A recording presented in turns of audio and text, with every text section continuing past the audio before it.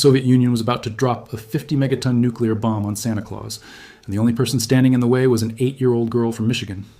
It was October 1961, and the world was vibrating with a high-frequency dread that only the Cold War could produce.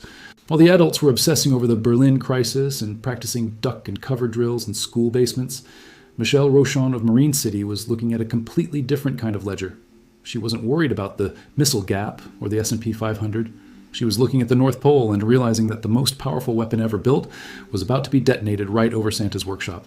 You can feel the raw, unfiltered sincerity in the letter she sat down to write to President John F. Kennedy. She didn't ask for a policy shift or a tactical de-escalation of atmospheric testing. She pleaded with him to stop the Russians from bombing the North Pole and risking the life of Santa Claus. For a child in 1961, the nuclear threat wasn't an abstract geopolitical maneuver. It was a physical reality that threatened the very source of childhood magic. And as you listen to this, you'll start to realize that this wasn't just a cute story. It was a terminal signal of the psychological toll the nuclear age was taking on the next generation.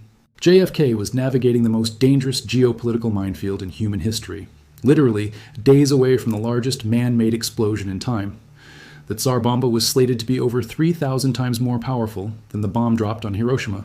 But on October 28, 1961, he did something that shifted the entire frequency of the White House. He picked up official stationery and wrote back to an 8-year-old girl. He didn't send a form letter or a bureaucratic brush-off. He told Michelle, "I was glad to get your letter about trying to stop the Russians from bombing the North Pole and risking the life of Santa Claus."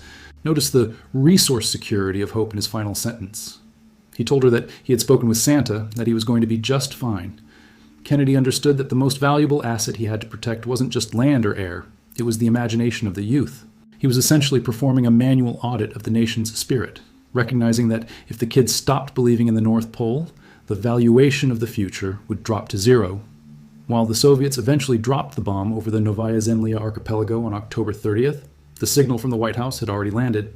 This exchange became a landmark symbol of humanity during the height of the Cold War. While the noise of the missile silos was deafening, the quiet reassurance of a president to a young girl remains the only part of 1961 that feels personally crucial as we look back today, March 20th, 2026. Kennedy proved that even when you're managing a global crisis, you can still find a moment to preserve the magic. Sometimes, the best way to handle a massive threat is to focus on the one thing truly worth saving.